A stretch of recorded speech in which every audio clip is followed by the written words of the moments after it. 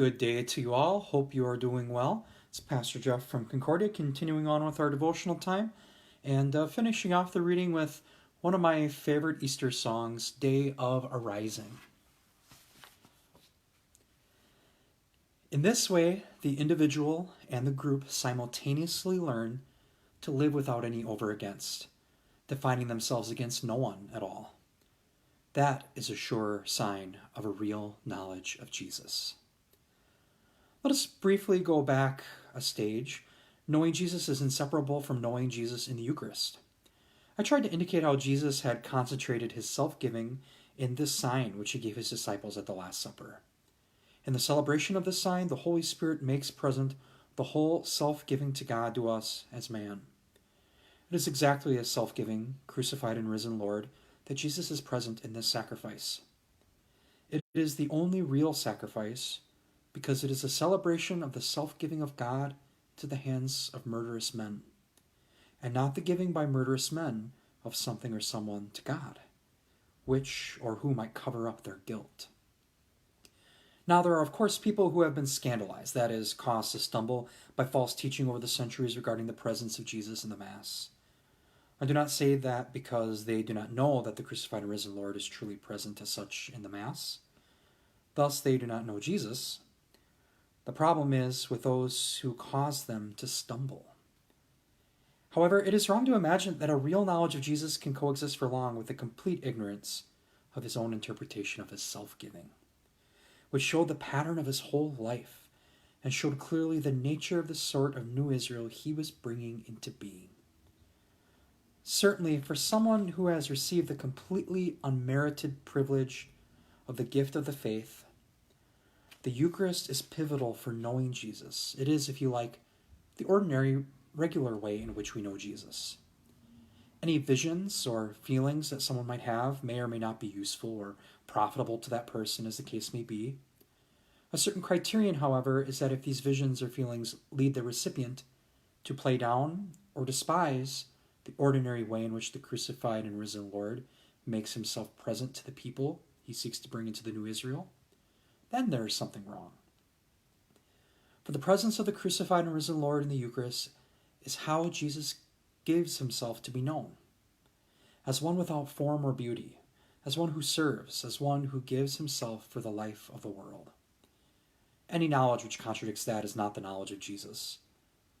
Please note how, as you would expect, the themes of the universality of the victim and justification is flowing from and depending on the self-giving of the victim are automatically present in the celebration, which is simultaneously the making and keeping alive of the founding of the new Israel and the making present to all the faithful of this one whose forgiveness makes them just.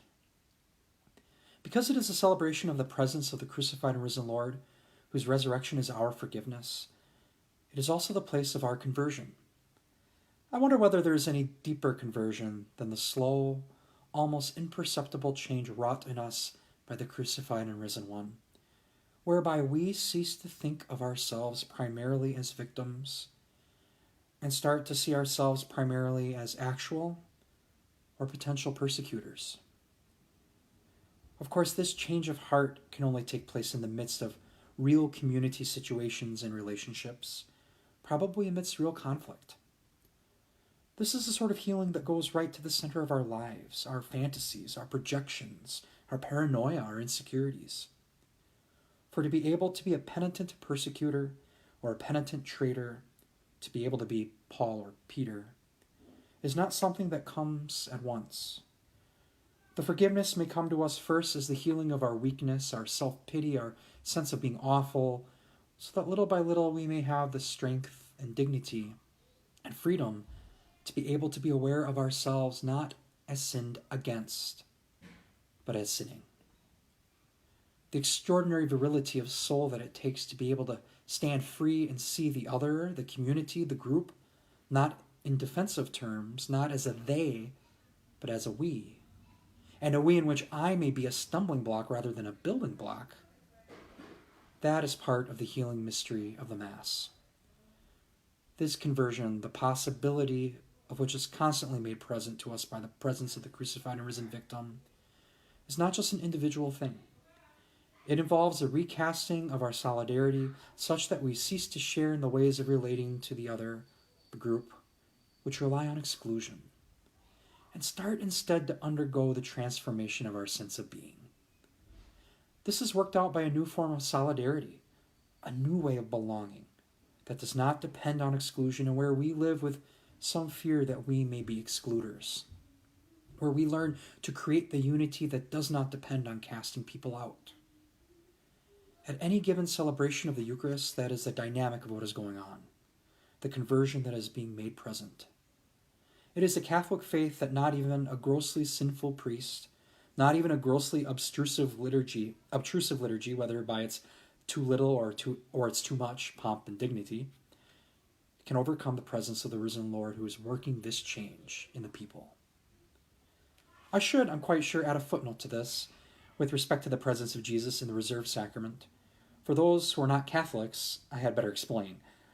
This is the custom of keeping consecrated hosts in a tabernacle, in a visible position in the church or chapel, with a perpetual flame, often red, burning before it, to indicate that the Blessed Sacrament is present. It is the custom of Catholics to genuflect each time they pass the tabernacle. Processions carrying the sacrament are sometimes organized, as well as services of adoration of and blessing with the Blessed Sacrament, known as benediction. For many Catholics as well, the privileged place of prayer par excellence is before the Blessed Sacrament, because it is a rich sign of Jesus' presence. The point of this footnote is merely to indicate that the presence of Jesus in the reserved sacrament is, of course, the same as it is in the Mass. That is to say, the presence is, as always, that of the crucified and risen Jesus made present as our forgiveness. And prayer in the presence of the risen Lord is therefore able to enmesh the person praying into the various deep changes that are made available by the resurrection. It is perhaps one of the most privileged ways of working out in quiet and solitude the change of relationships which must be worked out as well in concrete ways in the context of our daily life. Let us look then at how it is that the crucified and risen victim made present to us is able to effect forgiveness in our lives. Key here, I think, is the role played by our memories. Forgiveness and memory are intrinsically linked. What is referred to as the healing of memories and the forgiveness of sins are part of the same package. Normally, the sort of memories that need healing are the effects of other people's sins or omissions on our life. And the sins that need forgiving are the ways also present as memories in which we have dealt destructively or manipulatively with others, perhaps even treating ourselves as a sort of other whom we destroy and manipulate. What these forms of behavior have in common is that the way in which we are tied in with others is distorted. At many different levels, we are locked in various forms of defense, aggression, rivalry, and so on with other individuals, and indeed with others as a whole. We can tell that it is not just other individuals that are in question when we become aware of the ways in which we indulge in repetitive mechanisms, playing out the same distorted rituals and patterns of behavior against quite other people than we regarded as responsible for them. Now, in our relations with the social other, which forms us, we can make a basic mistake. We can assume that what we think, how we feel, is original to us. We are unique, and our little independence needs protecting over against that other. This means being locked into an attitude of resentment toward the other, blaming it for our ills, and becoming ever more convinced that we are not only right, but special, a kind of lonely hero, or victim in the midst of an unjust world. Here I am not talking about cool ratiocination, but about the attitudinal patterns of the heart which surface in our behavior without us being fully aware of them.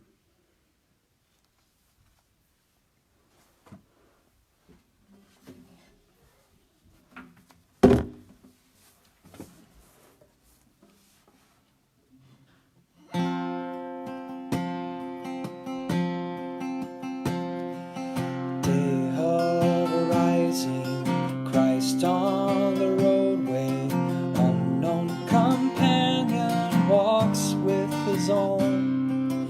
When